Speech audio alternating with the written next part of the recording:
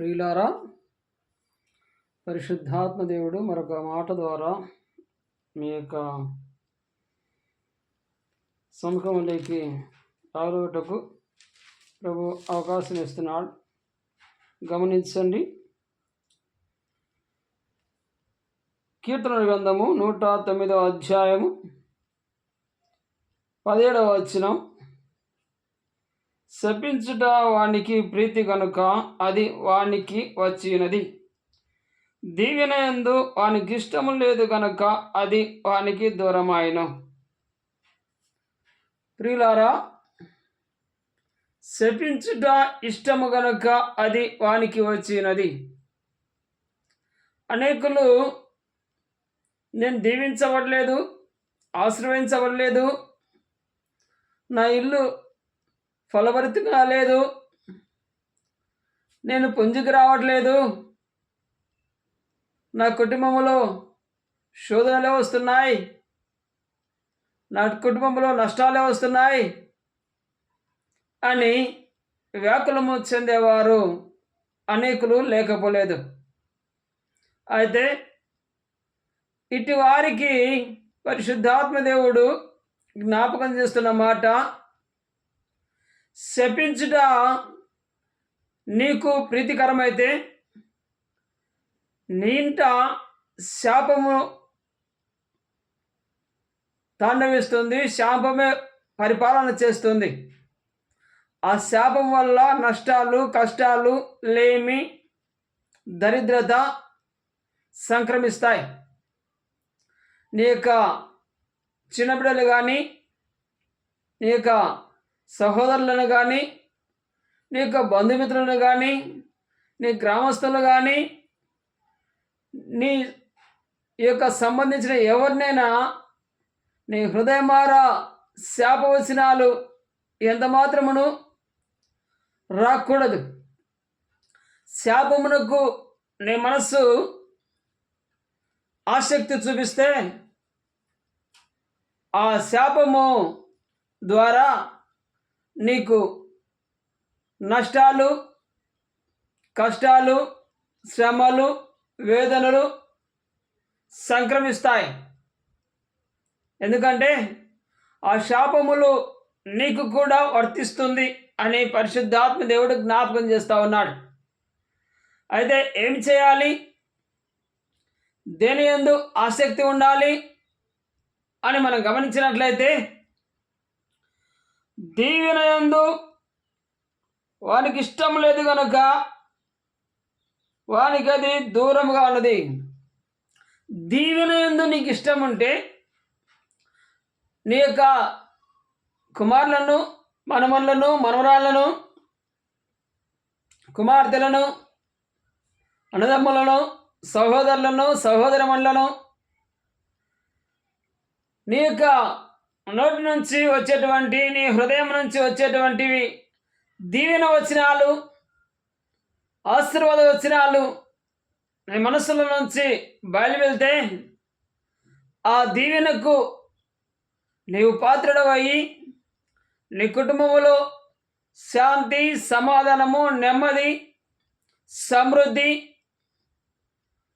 ఎన్ని సంక్రమించేటిగా ఉంటాయి, ఎన్ని అనుగ్రహించేటిగా ఉంటాయి. వాటన్నిటికీ నువ్వు పాత్రుడు అవుతావు. ఆ రీతిగా నీవు నీ యొక్క స్వభావమును మరల్చుకొని ఎక్కడైనాను, ఎవరినైనాను నీ మనసారా ఎన్నను శపించకుండా దీవెనలతో నీ హృదయం నింపుకుంటే నీ కుటుంబము నిశ్చయముగా దీవించబడుతుంది అని పరిశుద్ధాత్ముడు ఈ దినమున జ్ఞాపకం చేస్తూ ఉన్నాడు. ఇకనైనా సరదాగా కానీ, లేక ఉచ్చారణలో కానీ, అలవాట్లో కానీ, లేక వేరే వారిని చూసి కానీ, కోపం మీద కానీ, ఏ విధమైనను పర మనిషిని, పరులను శపించేవారిగా ఉండకూడదు. ఆ శపించే మనస్సు నుంచి మరలి దీవించే మనస్సు నీకుంటే నిశ్చయముగా నువ్వు దీవించబడతావు. నిశ్చయముగా నీ కుటుంబం వర్ధిల్లుతుంది. నిశ్చయముగా నీ కుటుంబము అంచెలంచెలుగా హెచ్చించబడుతుంది. నిశ్చయముగా నీ కుటుంబంలో దీవెనలు ప్రాప్తిస్తాయి అని పరిశుద్ధాత్మ దేవుడు జ్ఞాపకం చేస్తూ ఉన్నాడు. ఈ రీతిగా ఒకవేళ గడిచిన కాలంలో, గడిచిన సంవత్సరాల్లో, గడిచిన జీవితంలో శాపవచనములకు మీ హృదయము ప్రేరేపించిందేమో, అయితే ఇక మీదట మరుగల్పబడి ఆశీర్వాదమునకు, దీవెనలకు నీ హృదయము నింపుకుంటే, ఎట్టి పరిస్థితులను నీ మనస్సు దీవెనలతో నింపబడితే ఆ దీవెనలు నిన్నును నీ కుటుంబాన్ని అన్ని విధాలా దీవింపజేస్తాయి. అన్ని విధాలా నీ యొక్క కుటుంబంలో సమృద్ధి, సమాధానము అనుగ్రహించబడతాయని పరిశుద్ధాత్ముడు జ్ఞాపకం చేస్తూ ఉన్నాడు.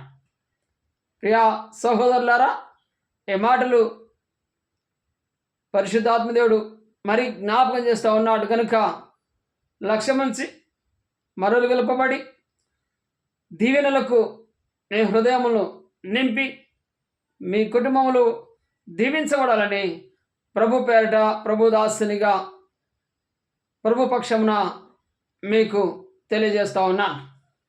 హల్లెలూయా. కృపగల తండ్రి స్తోత్రాలు.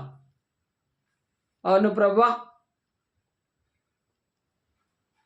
మహోన్నతమైన తండ్రి, శాపమునకు ఆసక్తి ఉంటే శాపమే నిలిచి ఉంటుంది, దీవించుట ఆసక్తి ఉంటే దీవెన నిలిచి ఉంటాయి అని ఈ శ్రేష్టమైన మాట జ్ఞాపకం చేస్తావు. ఎన్ని బిడ్డలు ఎవరైనా శాపవచనాలకు ఆకర్షితులైంటే వాటి నుంచి నిశ్చయముగా తండ్రి మార్పు చెంది ఆశీర్వాదములకు పాత్రులై